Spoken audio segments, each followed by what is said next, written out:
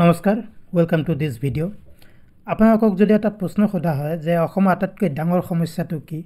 তেনেহ'লে কি উত্তৰ দিব আপোনালোকৰ বেছিভাগেই এই বুলি উত্তৰ দিব যে অসমৰ আটাইতকৈ ডাঙৰ সমস্যাটো হ'ল অসমৰ বানপানী বা ফ্লাডছ আৰু বানপানীৰ কাৰণে প্ৰত্যেক বছৰ অসমত মানে ধন জনৰ ক্ষতি হয় বহু পৰিমাণে মানুহৰ মৃত্যু হয় পোহনীয়া জীৱ জন্তুৰ মৃত্যু হয় বহুতৰ ঘৰ বাৰী ভাঙি যায় ডুবি যায় আৰু অন্যান্য সম্পত্তিৰো ক্ষতি হয় আৰু আজিৰ তাৰিখত মই যেতিয়া এইটো ভিডিও ৰেকৰ্ড কৰি আছো অসমৰ কেইবাখনো জিলা বানপানীৰ কবলত পৰিছে গতিকে প্ৰশ্ন উত্থাপিত হয় যে অসমত কি কাৰণে ইমান বানপানী হয় আৰু এই বানপানীৰ সমস্যা সমাধান কৰিবলৈ হ'লে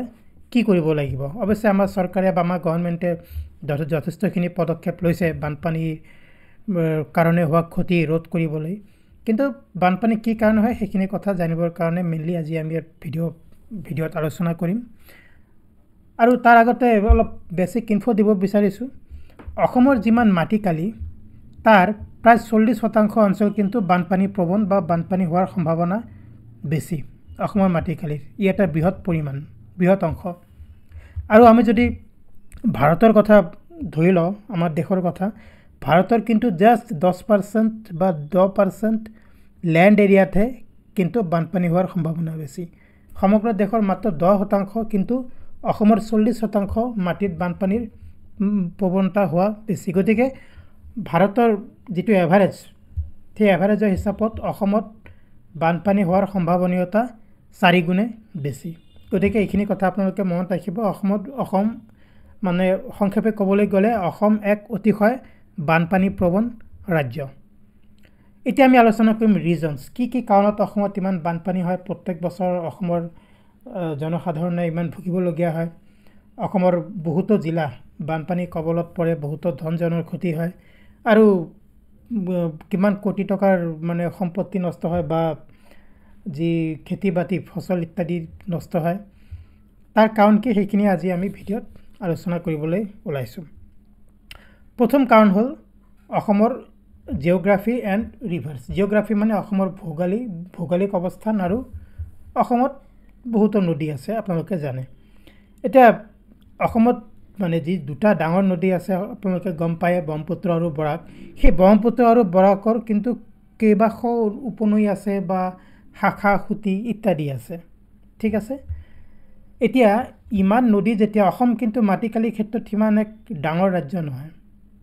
কিন্তু অসমত যিমান সংখ্যক নদী আছে খুটি আছে শাখা আছে ব্ৰহ্মপুত্ৰ বৰাকৰ উপনৈ আছে সেই হিচাপত চাব গ'লে সমগ্ৰ অসমত এনেকুৱা কোনো এখন জিলা নাপাব আপোনালোকে য'ত কোনো নদী নাই ঠিক আছে এতিয়া যেতিয়া বৰষুণৰ পৰিমাণ বেছি হয় তেতিয়া কি হয় নদীসমূহ পানীৰে ভৰি পৰে যি নদীসমূহৰ এটা লেভেল থাকে সেই লেভেলতকৈ বেছি পানী ফ্লো হ'বলৈ আৰম্ভ কৰে আৰু তাৰ ফলস্বৰূপে কিন্তু ওচৰৰ পাজৰৰ বহুতো অঞ্চলত বানপানী হোৱা দেখা যায় বহুতো গাঁও আৰু চহৰত বা মানুহৰ বসতি থকা অঞ্চলত বানপানী হয় নেচাৰেল ৰিজনস প্ৰাকৃতিক কাৰণ কিছু প্ৰাকৃতিক কাৰণতে অসমত বানপানী বেছি পৰিমাণে হয় তাৰে এটা হ'ল মনসুন বা যি মৌচুমী বতাহ আহে চাওক অসমত কিন্তু যথেষ্ট পৰিমাণৰ বৰষুণ হয় কিন্তু যি জুন মাহৰ পৰা আগষ্ট ছেপ্টেম্বৰ মাহলৈকে এইখিনি সময়ত কিন্তু মৌচুমী বায়ুৰ প্ৰভাৱ থাকে সেইকাৰণে আপোনালোকে আকাশত কলা ডাবৰ প্ৰায় দেখিবলৈ পায় এতিয়া আকাশ মানে ডাবৰীয়া হৈ থাকে ক্লাউডি হৈ থাকে আৰু এই এইখিনি সময়ত যিখিনি সময়ত মৌচুমী বায়ুৰ প্ৰকোপ বেছি হয় জুন মাহৰ পৰা আগষ্ট ছেপ্টেম্বৰলৈকে কেতিয়াবা ছেপ্টেম্বৰ মাহতে মৌচুমী বায়ুৰ ফলস্বৰূপে বৰষুণ হোৱা দেখিবলৈ পোৱা যায় এইখিনি সময়ত কিন্তু অসমত কেইবাগুণো বৰষুণৰ পৰিমাণ বৃদ্ধি হয় ঠিক আছে তাৰ ফলস্বৰূপে কি হয় আমাৰ যিবিলাক নদী আছে নদীবিলাক পানীৰে ভৰি পৰে ঠিক আছে আৰু যিবিলাক অঞ্চলত ভাল ড্ৰেইনেজৰ ব্যৱস্থা নাই ড্ৰেইনেজ মানে ভাল পানী নিষ্কাশনৰ ব্যৱস্থা নাই সেইবিলাক অঞ্চলতো কিন্তু পানী আবদ্ধ হয় আৰু আবদ্ধ হোৱাৰ ফলস্বৰূপে বানপানী হোৱা দেখা যায় গতিকে ই এটা কাৰণ মৌচুমী বায়ু মানে প্ৰত্যেক বছৰ ভাৰতত মানে আগমন হয় সমগ্ৰ ভাৰতবৰ্ষত আজিৰ তাৰিখত প্ৰায় সমগ্ৰ ভাৰতবৰ্ষক মৌচুমী বায়ুৱে মানে কেপচাৰ কৰি লৈছে মৌচুমী বতাহৰ ফলত বা মৌচুমী বায়ুৰ ফলত বৰষুণ হ'বলৈ আৰম্ভ কৰিছে আৰু এইখিনিতে এটা ডাটা জাষ্ট দিব বিচাৰিছোঁ আপোনালোকক এইখিনি সময়ত যি জুন মাহৰ পৰা ছেপ্টেম্বৰলৈকে ভাৰতত মানে যিখিনি বৰষুণ হয় সেইখিনি বৰষুণ সমগ্ৰ যেটো বৰ্ষ এটা বৰ্ষৰ 70% বৰষুণ কিন্তু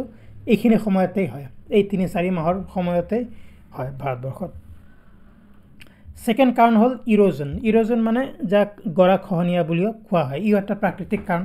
এতিয়া অসমত ইমান নদী আছে ব্ৰহ্মপুত্ৰ আছে বৰাক আছে আৰু তাৰ যিবিলাক উপনৈ আছে ট্ৰিবিউটাৰি আছে আৰু এইবিলাক নদীৰ দুয়োটা পাৰতে কিন্তু গৰাখহনীয়া হোৱা দেখা যায় আৰু এইখিনিতে আপোনালোকক এটা মানে তথ্য দিব বিচাৰিছো 1950 চনৰ পৰা আজিলৈকে মানে প্ৰায় কিমান 75 বছৰে হ'ল 74-75 বছৰ এইখিনি সময়ত গৰাখহনীয়াৰ ফলত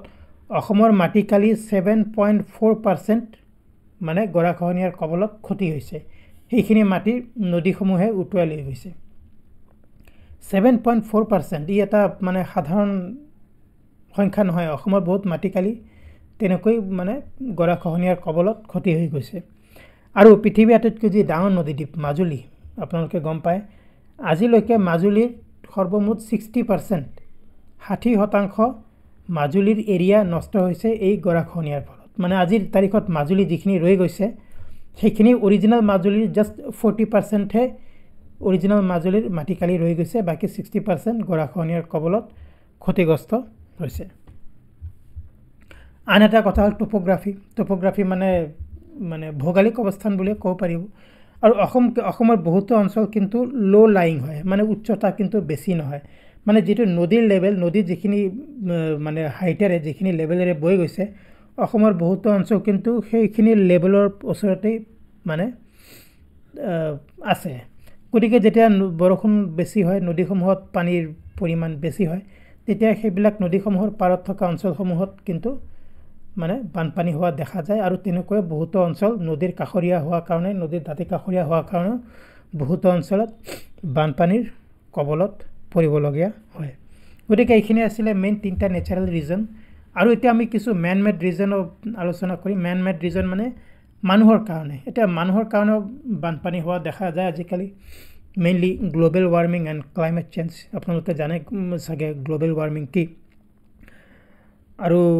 কাৰ্বন ডাই অক্সাইডৰ দৰে গ্ৰীণ হাউস গ্যাস বিলাকৰ আজিকালি যথেষ্ট পৰিমাণে মানে নিষ্কাশন হয় যথেষ্ট পৰিমাণে উৎপন্ন হয় তাৰ ফলস্বৰূপে কি হৈছে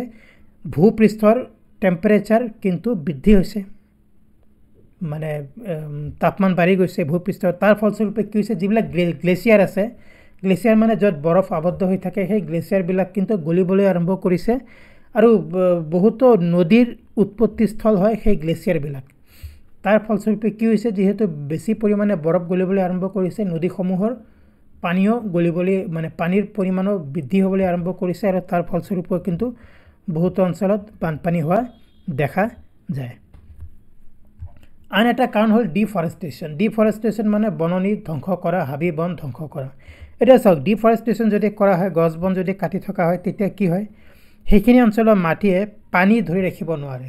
ঠিক আছে কাৰণ পানী এবজৰ্ব কৰিব নোৱাৰে যেতিয়া গছ গছনি থাকিব তেতিয়াহে গছ গছনিয়ে থকা মাটিয়ে পানী বেছি এবজৰ্ব কৰিব কিন্তু যদি ডিফৰেষ্টেশ্যন হয় বা গছ গছনি নাথাকে সেইখিনি মানে মাটিয়ে পানী ধৰি ৰাখিব নোৱাৰে বা সেইখিনি ক্ষমতা নাথাকে তাৰ ফলস্বৰূপে বানপানী হয় পানীখিনি নামনি অঞ্চললৈ গুচি আহে বা ওচৰ চুবুৰীয়া যিখিনি অঞ্চল সেইখিনি অঞ্চললৈ মানে ফ্লো হ'বলৈ আৰম্ভ কৰে যাৰ ফলস্বৰূপে কিন্তু বানপানী হোৱা দেখা যায় আৰু এটা কথা ডিফৰেষ্টেশ্যনৰ কাৰণে মানে যেতিয়া গছ গছনি কম থাকিব তেতিয়া কি হয় তেতিয়া একই কথা কাৰ্বন ডাই অক্সাইডৰ পৰিমাণ বেছি হয় কাৰ্বন ডাই অক্সাইডৰ পৰিমাণ বেছি হোৱাৰ ফলস্বৰূপে কিন্তু এই যে আমি গ্লোবাল ওয়াৰ্মিং আৰু ক্লাইমেট চেঞ্জৰ কথা কৈছো ঠিক গ্লোবাল ওয়াৰ্মিংও হোৱা দেখা যায় গতিকে মেন মেড কাৰণত বানপানীৰ পৰিমাণ আজিকালি বৃদ্ধি হোৱা বুলি আমি ক'ব পাৰো এতিয়া কথা হ'ব বানপানী কেনেকৈ কম কৰা হ'ব সব বানপানী ৰোধ কৰিব পৰা নাযায় কিন্তু